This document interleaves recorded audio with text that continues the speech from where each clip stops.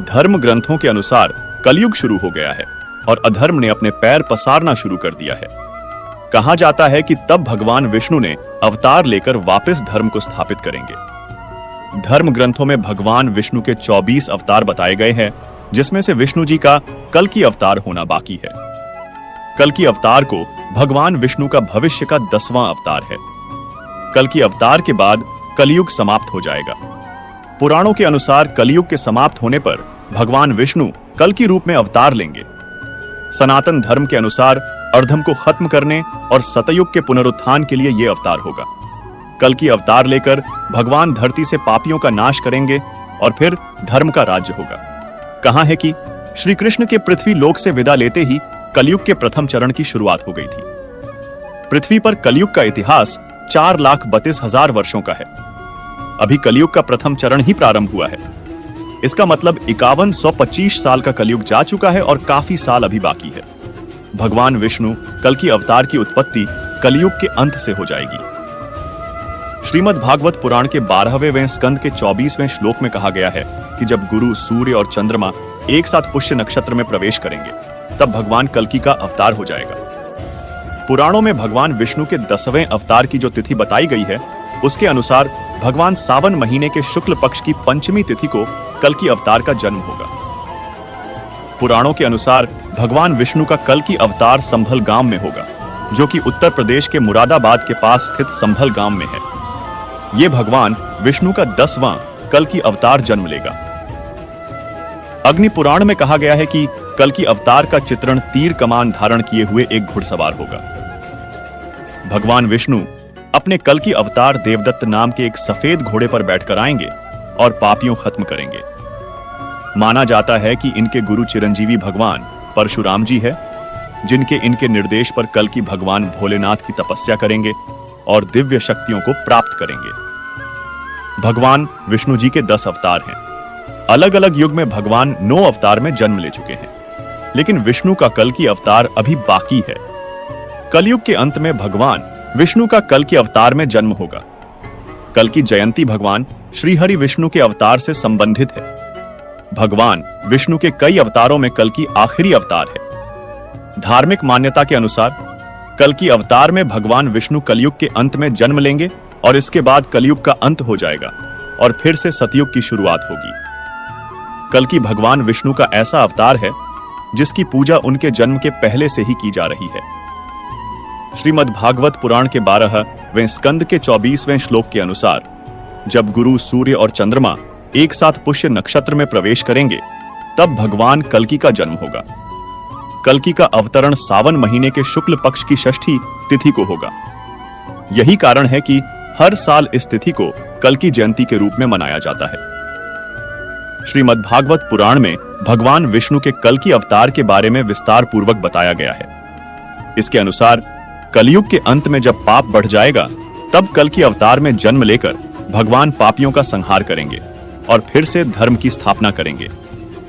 इसके बाद सतयुग की शुरुआत होगी। भगवान कल्कि का जन्म संभल गांव में होगा। उत्तर प्रदेश के मुरादाबाद के पास संभल गांव है। उनके पिता का नाम विष्णुयश और माता का नाम सुमति होगा। राम जी की तरह भगवान कल्कि के भी 4 भाई होंगे और सभी मिलकर धर्म की स्थापना करेंगे। भगवान कल्कि का 2 विवाह होगा। उनकी पत्नियों का नाम लक्ष्मी रूपी पद्मा और वैष्णवी रूपी रमा होगा। अग्नि पुराण में भगवान कल्कि अवतार के स्वरूप का चित्रण किया गया है। कल्कि अवतार के बारे में कहा जाता है कि भगवान का यह स्वरूप 64 कलाओं से परिपूर्ण होगा। भगवान सफेद रंग के घोड़े पर सवार होंगे, जिसका नाम देवदत्त होगा। महाभारत और कई धर्म ग्रंथों के रचयिता महर्षि वेद व्यास जी ने हजारों वर्ष पहले भविष्यवाणी की थी कि जैसे जैसे कलयुग का समय बीतता जाएगा, धरती पर अत्याचार और पाप भी बढ़ जाएंगे। व्यक्ति में संस्कारों का नाश हो जाएगा। कोई गुरुओं के उपदेशों का पालन नहीं करेगा। वेदों को मानने वाला कोई नहीं होगा और अधर्म अपने चरम पर होगा। तब भगवान कल्कि अपने गुरु भगवान परशुराम के निर्देश पर भगवान शिव जी की तपस्या करेंगे और दिव्य शक्तियों को प्राप्त करेंगे। दिव्य शक्तियों को प्राप्त करने के बाद भगवान कल्कि देवदत्त घोड़े पर सवार होकर पापियों का संहार करेंगे और वापस धर्म का पताका लहराएंगे। इस तरह से कल्कि के जन्म के बाद कलयुग का अंत हो जाएगा और वापस सतयुग की शुरुआत होगी। भगवान कृष्ण ने भगवत गीता में कहा है कि जब धर्म की हानि होती है और अधर्म का उदय होता है, तब अन्याय की वृद्धि होती है, तो भगवान अपना रूप धारण करते हैं और कलयुग का अंत होता है। हिंदू पौराणिक कथाओं के अनुसार जब दुनिया दुष्टता और असुरक्षा से भर जाएगी, तब कल की भगवान पृथ्वी पर आएंगे। वह दुष्टता को नष्ट करेंगे और पृथ्वी पर धर्म या न्याय को पुनः स्थापित करेंगे। मित्रों, अब जानते हैं कि कलयुग के अंत में क्या होगा। कलयुग के अंत में सबसे पहले तो यह होगा कि मनुष्य की औसत आयु 20 वर्षीय रह जाएगी। 5 वर्ष की छोटी उम्र में स्त्री गर्भवती हो जाया करेगी। 16 वर्षीय मनुष्य वृद्ध हो जाएंगे और 20 वर्ष की आयु में ही मृत्यु को प्राप्त हो जाएंगे। इंसान का शरीर घटकर बौना हो जाएगा। ब्रह्मवैवर्त पुराण में बताया गया है कि कलयुग में एक ऐसा समय भी आएगा जब इंसान की उम्र बहुत कम रह जाएगी, युवावस्था समाप्त हो जाएगी। कली के प्रभाव से प्राणियों के शरीर छोटे छोटे क्षीण और रोगग्रस्त होने लगेंगे। जिस समय भगवान कल की इस धरती पर अवतरित होंगे, उस समय मनुष्य की परम आयु केवल 20 या 30 वर्ष रह जाएगी। जिस समय कल की अवतार आएंगे, चारों वर्णनों के लोग शूद्र के समान हो जाएंगे। गौमाता भी बकरियों की तरह छोटी छोटी और कम दूध देने वाली हो जाएगी। कलयुग के अंत में संसार की ऐसी दशा होगी कि अनाज नहीं उगेगा। लोग मछली मांस ही खाएंगे और भेड़ बकरियों का दूध पिएंगे। गाय तो दिखना भी बंद हो जाएगी, होगी भी तो बकरी के समान, और वो दूध देना भी बंद कर देगी। एक समय ऐसा आएगा जब जमीन से अनाज उगना बंद हो जाएगा, पौधों पर फल नहीं लगेंगे और धीरे धीरे ये सारी चीजें धरती से विलुप्त हो जाएंगी। स्त्रियां कठोर स्वभाव की और गलत बोलने वाली होंगी। वह पति की आज्ञा नहीं मानेगी। जिसके पास धन होगा, उसी के पास स्त्रियां रहेंगी। मनुष्य का व्यवहार गधों जैसा केवल गृहस्थी का भार उठाने वाला रह जाएगा। लोग विषय भोग में लिप्त रहेंगे। धर्म कर्म का लोप हो जाएगा। मनुष्य जप रहित नास्तिक चोर बन जाएगा। सब एक दूसरे को लूटने में लगे रहेंगे। कलयुग में समाज हिंसक हो जाएगा। भीड़ में लोग आएंगे और एक मनुष्य की जान ले लेंगे। जो लोग बलवान होंगे, उनका ही राज्य चलेगा। मानवता नष्ट हो जाएगी। रिश्ते खत्म हो जाएंगे। एक भाई अपने ही भाई का शत्रु बन जाएगा। एक हाथ दूसरे हाथ को लूटेगा। पिता पुत्र का और पुत्र पिता का वध करने में भी संकोच नहीं करेंगे। अपनी प्रशंसा के लिए लोग बड़ी बड़ी बातें बनाएंगे, किंतु समाज में उनकी निंदा नहीं होगी। कलयुग में लोग शास्त्रों से विमुख हो जाएंगे। अनैतिक साहित्य ही लोगों को पसंद आएगा। बुरी बातें और बुरे शब्दों का ही व्यवहार किया जाएगा। स्त्री और पुरुष दोनों ही अधर्मी हो जाएंगे। स्त्रियां पतिव्रता धर्म का पालन करना बंद कर देंगी और पुरुष भी ऐसा ही करेंगे। स्त्री और पुरुषों से संबंधित सभी वैदिक नियम विलुप्त हो जाएंगे। श्रीमद् भागवत के 12 खंड में कलयुग के धर्म के अंतर्गत श्री शुकदेव जी परीक्षित जी से कहते हैं, जो जो घोर कलयुग आता जाएगा, त्यों त्यों धर्म, सत्य, पवित्रता, क्षमा, दया, आयु, बल और स्मरण शक्ति का लोप होता जाएगा। महाप्रलय बहुत काल तक सूखा रहने के बाद कलयुग के अंतिम समय में बहुत मोटी मूसलाधार बारिश होगी, जिससे चारों ओर पानी ही पानी हो जाएगा। समस्त पृथ्वी पर जल ही जल होगा। इसके बाद 1712 सूर्य उदय होंगे और उनके तेज से यह पृथ्वी सूख जाएगी। कलयुग के अंत में भयंकर तूफान और भूकंप आएंगे। लोग मकानों में नहीं रह पाएंगे। लोगों को गड्ढे खोदकर रहना होगा। धरती की सतह का 3 हाथ हिस्सा अर्थात लगभग 4 फुट नीचे तक धरती का उपजाऊ अंश नष्ट हो जाएगा। महाभारत में कलयुग के अंत में प्रलय होने का जिक्र है, लेकिन यह किसी जल प्रलय से नहीं, बल्कि धरती पर लगातार बढ़ रही गर्मी से होगा। महाभारत के वन पर्व में उल्लेख मिलता है कि कलयुग के अंत में सूर्य का तेज इतना बेराज जाएगा कि 7 समुद्र और नदियां सूख जाएंगी। संपर्क नाम की अग्नि धरती को पाताल तक जला देगी। सब कुछ बस में हो जाएगा। इसके बाद फिर 12 वर्षों तक लगातार बारिश होगी, जिससे सारी धरती जलमग्न हो जाएगी। भगवान नारायण ने स्वयं नारद को बताया है कि कलयुग में एक समय ऐसा आएगा जब सभी पुरुष स्त्रियों के अधीन होकर जीवन व्यतीत करेंगे। पाप का बोलबाला चारों ओर होगा। मनुष्य सात्विक जीवन की जगह तामसी जीवन जीने में विश्वास करेगा। कलयुग के 5000 साल बाद गंगा नदी सूख जाएगी और वापस वैकुंठ धाम लौट जाएगी। जब कलयुग के 10,000 वर्ष हो जाएंगे, तब सभी देवी देवता पृथ्वी छोड़कर अपने धाम लौट जाएंगे। इंसान पूजन कर्म, व्रत उपवास और सभी धार्मिक काम करना बंद कर देंगे। एक समय ऐसा आएगा कि जमीन से अन्न उपजना बंद हो जाएगा और पृथ्वी जलमग्न हो जाएगी। सनातन धर्म और वेदों में 4 युगों की मान्यता है। माना जाता है कि सतयुग में स्वयं देवता, किन्नर और गंधर्व पृथ्वी पर निवास करते थे। हमारे धर्म ग्रंथों में किन्नरों और गंधर्वों के बारे में विस्तार से बताया गया है। सतयुग के बाद आया त्रेता युग। इस युग में भगवान श्री राम ने जन्म लिया और वह स्वयं श्रीहरि विष्णु का अवतार थे। फिर द्वापर युग की शुरुआत हुई और इस युग में भगवान विष्णु ने श्री कृष्ण के रूप में जन्म लिया। द्वापर युग में श्री कृष्ण ने जिस तरह की लीलाएं रची, उनके बारे में प्रबुद्ध लोगों का कहना है कि भगवान इन लीलाओं के जरिए मानव मात्र को कलयुग में जीवन यापन का पाठ पढ़ा रहे थे। वेद व्यास जी से जुड़ी एक पौराणिक कथा के अनुसार वेद व्यास जी ने सभी युगों में कलयुग को श्रेष्ठ युग कहा है। यह चौंकाने वाली बात जरूर है, क्योंकि कलयुग में तो सबसे अधिक पाप और अत्याचार होगा। वेदों और धार्मिक ग्रंथों में ऐसा कहा गया है। अगर ऐसा हो तो कलयुग सबसे श्रेष्ठ कैसे हुआ? विष्णु पुराण में वर्णित एक घटना के अनुसार मुनिजनों और ऋषियों के साथ चर्चा करते हुए वेद व्यास जी कहते हैं, हे मुनिजन, सभी युगों में कलयुग ही सबसे श्रेष्ठ युग है, क्योंकि 10 वर्ष में जितना व्रत और तप करके कोई मनुष्य सतयुग में पुण्य प्राप्त करता है, त्रेता युग में वही पुण्य 1 साल के तप द्वारा प्राप्त किया जा सकता है। ठीक इसी प्रकार उतना ही पुण्य द्वापर युग में 1 महीने के तप से प्राप्त किया जा सकता है, तो कलयुग में इतना ही बड़ा पुण्य मात्र 1 दिन के तप से प्राप्त किया जा सकता है। इस तरह व्रत और तप के फल की प्राप्ति के लिए कलयुग ही सबसे श्रेष्ठ समय है। कलयुग के अंतिम चरण में भगवान विष्णु कल की अवतार लेकर कलयुग का अंत करेंगे और सतयुग का आरंभ होगा। चारों युगों सतयुग, त्रेता युग, द्वापर युग, कलयुग का वर्णन श्रीमद् भागवत पुराण में मिलता है, परंतु कलयुग में खासियत जैसा तो कुछ नहीं दिखता। चारों ओर अहंकार, प्रतिशोध, लालच और आतंक ही दिखाई देता है। कलयुग को मानव जाति के लिए एक श्राप कहा जाता है, जिसे इस युग में जीने वाला हर इंसान भुगत रहा है। लेकिन क्या आपने कभी सोचा है कि कलयुग के अंत के बाद आने वाला युग कैसा होगा?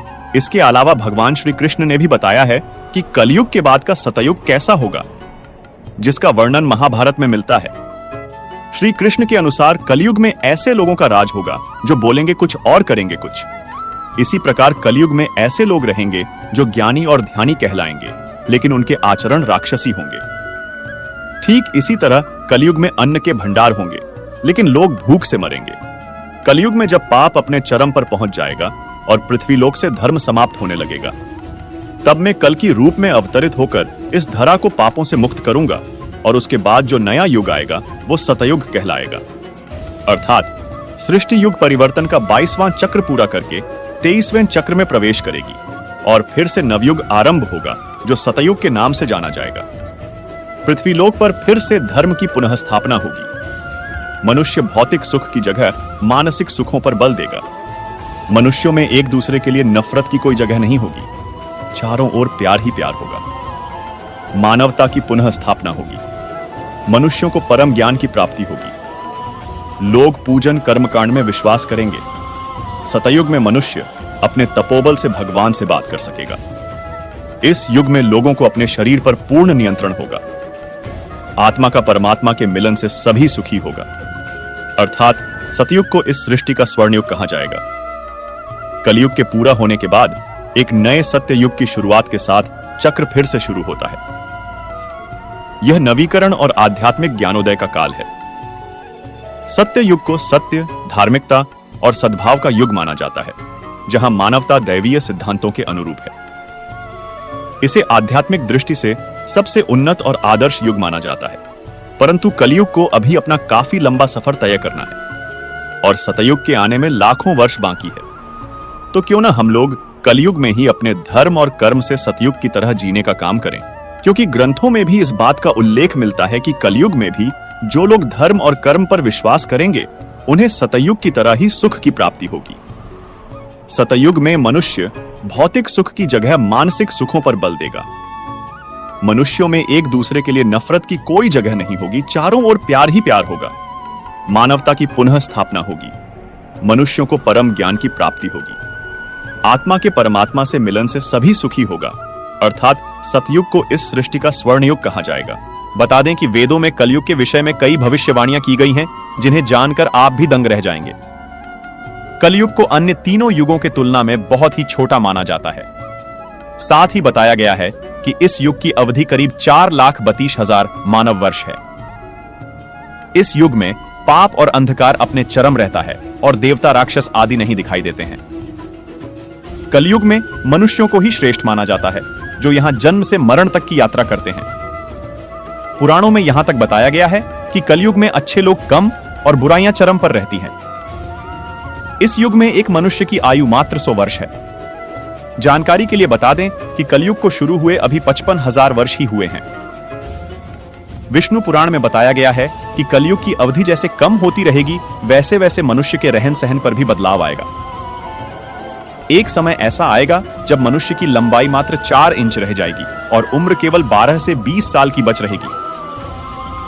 वह ऐसा समय होगा जब सत्य और दया दूर दूर तक नहीं होगी और पापियों की संख्या चरम पर होगी। साथियों, सर्वप्रथम मैं आपको हृदय से शुभकामनाएं देना चाहता हूं कि आप बहुत ही भाग्यशाली हैं, क्योंकि आपने भगवान श्री कृष्ण की प्रेरणा से ही इस वीडियो को देखने का मन बनाया। मुझे पूरा विश्वास है कि इस वीडियो को पूरा अंत तक देखने और शांत मन से इसकी बातों को सुनने और समझने के बाद आपके विचारों और जीवन में बहुत ही सकारात्मक बदलाव आने वाले हैं।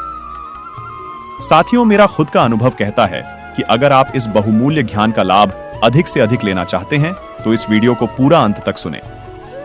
हर रोज सुबह और रात को सोने से पहले जरूर सुनें और दूसरों को भी सुनाएं, क्योंकि जिस तरह खुशियां बांटने से मिलती है, उसी प्रकार इस ज्ञान को आप जितने ज्यादा लोगों के साथ शेयर करेंगे, उतना ही भगवान श्री कृष्ण की कृपा और इस गीता ज्ञान की ज्योति आपके जीवन में भी प्रकाश फैलाएगी और मनुष्य कलयुग के इस वीडियो से बहुत कुछ सीखेगा और कलयुग के पापों से खुद को बचाएगा।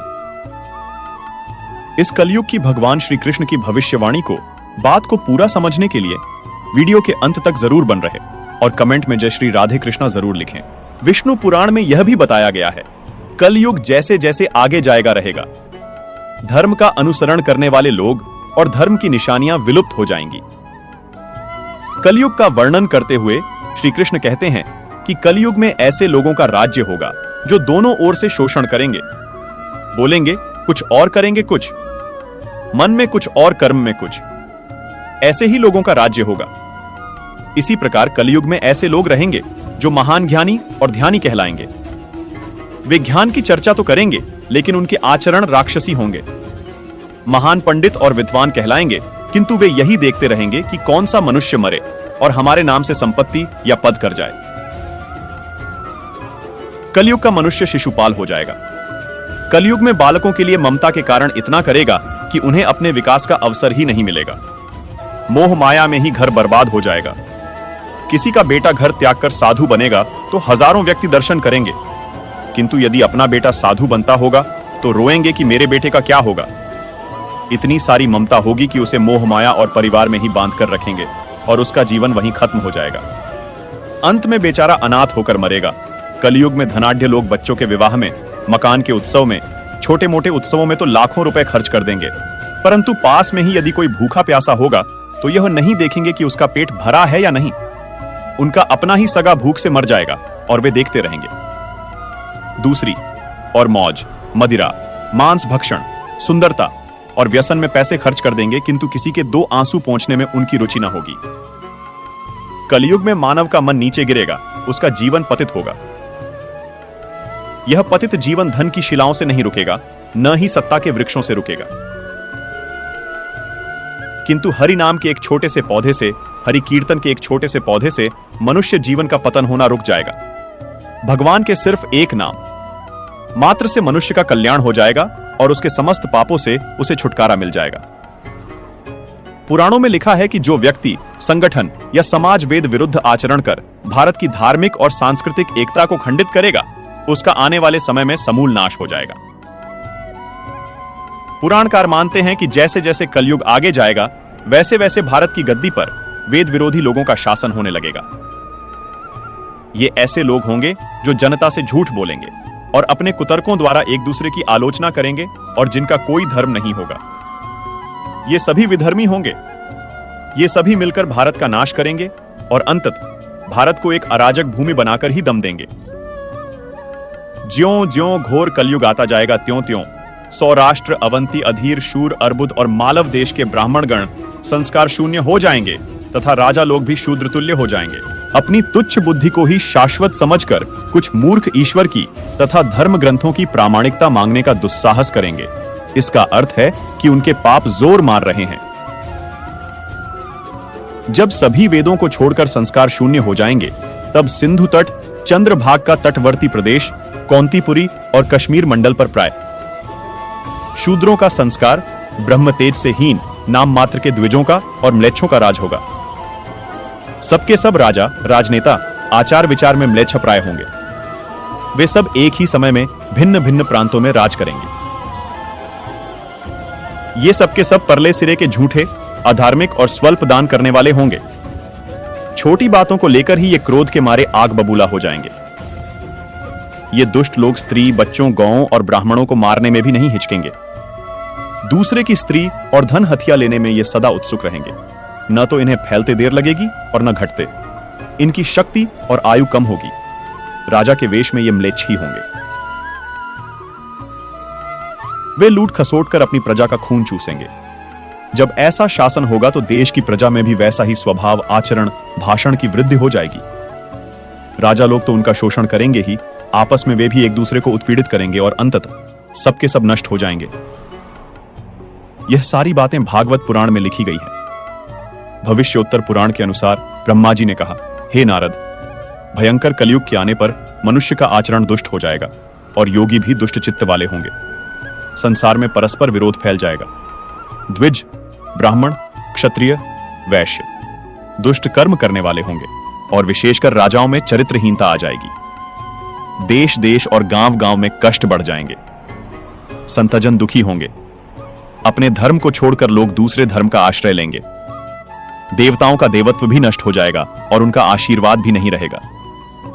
मनुष्यों की बुद्धि धर्म से विपरीत हो जाएगी और पृथ्वी पर म्लेच्छों के राज्य का विस्तार हो जाएगा।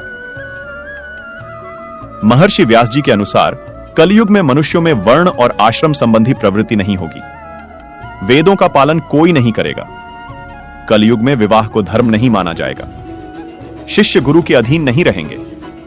पुत्र भी अपने धर्म का पालन नहीं करेंगे। कोई किसी कुल में पैदा ही क्यों ना हुआ, जो बलवान होगा वही कलयुग में सबका स्वामी होगा। सभी वर्णों के लोग कन्या बेचकर निर्वाह करेंगे। कलयुग में जो भी किसी का वचन होगा वही शास्त्र माना जाएगा। कलयुग में मामूली से धन से मनुष्यों में बहुत ही घमंड होगा। स्त्रियों को अपने केशों पर ही रूपवती होने का गर्व होगा। कलयुग में स्त्रियां धनहीन पति को त्याग देंगी। उस समय धनवान पुरुष ही स्त्रियों का स्वामी होगा। जो अधिक देगा उसे ही मनुष्य अपना स्वामी मानेंगे। उस समय लोग प्रभुता के ही कारण संबंध रखेंगे। धनराशि घर बनाने में ही समाप्त हो जाएगी। इससे दान पुण्य के काम नहीं होंगे और बुद्धि धन के संग्रह में ही लगी रहेगी। सारा धन उपभोग में ही समाप्त हो जाएगा। कलयुग की स्त्रियां अपनी इच्छा के अनुसार आचरण करेंगी। हाव भाव विलास में ही उनका मन लगा रहेगा। अन्याय से धन पैदा करने वाले पुरुषों में उनकी आसक्ति होगी। कलयुग में सब लोग सदा सबके लिए समानता का दावा करेंगे। कलयुग की प्रजा बाढ़ और सूखे के भय से व्याकुल रहेगी। सबके नेत्र आकाश की ओर लगे रहेंगे। वर्षा न होने से मनुष्य तपस्वी लोगों की तरह फल मूल व पत्ते खाकर और कितने ही आत्मघात कर लेंगे। कलयुग में सदा अकाल ही पड़ ढहता रहेगा। सब लोग हमेशा किसी न किसी कलेशों से घिरे रहेंगे। किसी किसी तो मामूली सुख भी मिल जाएगा। सब लोग बिना स्नान करे ही भोजन करेंगे। देव पूजा, अतिथि सत्कार, श्राद्ध और तर्पण की क्रिया कोई नहीं करेगा। कलयुग की स्त्रियां लोभी, नाटी, अधिक खाने वाली और मंद भाग्य वाली होंगी। गुरुजनों और पति की आज्ञा का पालन नहीं करेंगी तथा पर्दे के भीतर भी नहीं रहेंगी। अपना ही पेट पालेंगी, क्रोध में भरी रहेंगी। देह शुद्धि की ओर ध्यान नहीं देंगी तथा असत्य और कटु वचन बोलेंगी। इतना ही नहीं, वे दुराचारी पुरुषों से मिलने की अभिलाषा करेंगी। ब्रह्मचारी लोग वेदों में कहे गए व्रत का पालन किए बिना ही वेदाध्यापन करेंगे। गृहस्थ पुरुष न तो हवन करेंगे न ही सत्पात्र को उचित दान देंगे। वनों में रहने वाले वन के कंद मूल आदि से निर्वाह न करके ग्रामीण आहार का संग्रह करेंगे और सन्यासी भी मित्र आदि के स्नेह बंधन में बंधे रहेंगे। कलयुग आने पर राजा प्रजा की रक्षा न करके बल्कि करके बहाने प्रजा के ही धन का अपहरण करेंगे। अधम मनुष्य संस्कारहीन होते हुए भी पाखंड का सहारा लेकर लोगों ठगने का काम करेंगे। उस समय पाखंड की अधिकता और अधर्म की वृद्धि होने से लोगों की आयु कम होती चली जाएगी। उस समय 5, 6 अथवा 7 वर्ष की स्त्री और 8, 9 या 10 वर्ष के पुरुषों से ही संतान होने लगेंगी। घोर कलयुग आने पर मनुष्य 20 वर्ष तक भी जीवित नहीं रहेंगे। उस समय लोग मंदबुद्धि, व्यर्थ के चिन्ह धारण करने वाले, बुरी सोच वाले होंगे। लोग आरण चुकाए बिना ही सब कुछ छीन लेंगे तथा जिसका शास्त्र में कहीं विधान नहीं है, ऐसे यज्ञों का अनुष्ठान होगा। मनुष्य अपने को ही पंडित समझेंगे और बिना प्रमाण के ही सब कार्य करेंगे। तारों की ज्योति फीकी हो जाएगी, 10 दिशाएं विपरीत होंगी। पुत्र पिता को तथा बहुएं सास को काम करने भेजेंगी।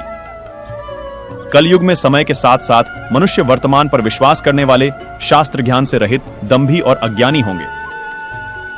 जब जगत के लोह सर्वभक्षी हो जाएं, स्वयं ही आत्मरक्षा के लिए विवश हो जाएंगे, उनकी रक्षा करने में असमर्थ हो जाएंगे, तब मनुष्यों में क्रोध लोभ की अधिकता हो जाएगी। कलयुग के अंत के समय भयंकर युद्ध होंगे, भारी वर्षा, प्रचंड आंधी और जोरों की गर्मी पड़ेगी। लोग खेती काट लेंगे, सामान चुरा लेंगे, पानी पीने का सामान और पेटियां भी चुरा ले जाएंगे। चोर अपने ही जैसे चोरों की संपत्ति चुराने लगेंगे। हत्यारों की भी हत्या होने लगेगी। चोरों से चोरों का नाश हो जाने के कारण जनता का कल्याण होगा। युगांत काल में मनुष्यों की आयु अधिक से अधिक 30 वर्ष की होगी। श्रीमद् भागवत के 12 स्कंध में कलयुग के धर्म के अंतर्गत श्री सुखदेव जी परीक्षित जी से कहते हैं, ज्यों-ज्यों घोर कलयुग आता जाएगा, त्यों-त्यों उत्तरोत्तर धर्म, सत्य, पवित्रता, क्षमा, दया, आयु, बल और स्मरण शक्ति का लोप होता जाएगा। अर्थात लोगों की आयु भी कम होती जाएगी जब कलिकाल बढ़ता चला जाएगा। कलयुग के अंत में जिस समय कल की अवतार अवतरित होंगे, उस समय मनुष्य की परम आयु केवल 20 या 30 वर्ष होगी। जिस समय कल की अवतार आएंगे, चारों वर्णों के लोग क्षुद्रों, बोने के समान हो जाएंगे। गौएं भी बकरियों की तरह छोटी छोटी और कम दूध देने वाली हो जाएगी। कलयुग के अंत में संसार की ऐसी दशा होगी कि अन्न नहीं उगेगा। लोग मछली मांस ही खाएंगे और बकरियों का दूध पिएंगे। गाय तो दिखना भी बंद हो जाएगी, होगी तो वह बकरी समान होगी। एक समय ऐसा आएगा जब जमीन से अन्न उपजना बंद हो जाएगा, पौधों पर फल नहीं लगेंगे। धीरे धीरे ये सारी चीजें विलुप्त हो जाएंगी। गाय दूध देना बंद कर देगी। स्त्रियां कठोर स्वभाव वाली व गलत बोलने वाली होंगी। वे पति की आज्ञा नहीं मानेंगी। जिसके पास धन होगा उसी के पास स्त्रियां रहेंगी। मनुष्यों का स्वभाव गधों जैसा दुस्सह, केवल गृहस्थी का भार ढोने वाला रह जाएगा। लोग विषयी हो जाएंगे। धर्म कर्म का लोप हो जाएगा। मनुष्य जपरहित नास्तिक व चोर हो जाएंगे। सभी एक दूसरे को लूटने में रहेंगे। कलयुग में समाज हिंसक हो जाएगा। जो लोग बलवान होंगे उनका ही राज चलेगा। मानवता नष्ट हो जाएगी। रिश्ते खत्म हो जाएंगे। एक भाई दूसरे भाई का ही शत्रु हो जाएगा। जुआ, शराब, परस्त्रीगमन और हिंसा ही धर्म होगा। पुत्र पितृवधम कृत्वा पिता पुत्रवधम तथा निरुद्वेगो बृहद्वादी न निंदामुपलप्स्यते म्लेच्छी भूतम जगत सर्व भविष्यति न संशय हस्तो हस्तम परिमुषेद युगांते समुपस्थिते। पुत्र पिता का और पिता पुत्र का वध करके भी उद्विग्न नहीं होंगे। अपनी प्रशंसा के लिए लोग बातें बनाएंगे किंतु समाज में उनकी निंदा नहीं होगी। उस समय सारा जगत म्लेच्छ हो जाएगा, इसमें संशय नहीं। एक हाथ दूसरे हाथ को लूटेगा। कलयुग में लोग शास्त्रों से विमुख हो जाएंगे। अनैतिक साहित्य ही लोगों की पसंद हो जाएगा। बुरी बातें और बुरे शब्दों का ही व्यवहार किया जाएगा। स्त्री और पुरुष दोनों ही अधर्मी हो जाएंगी।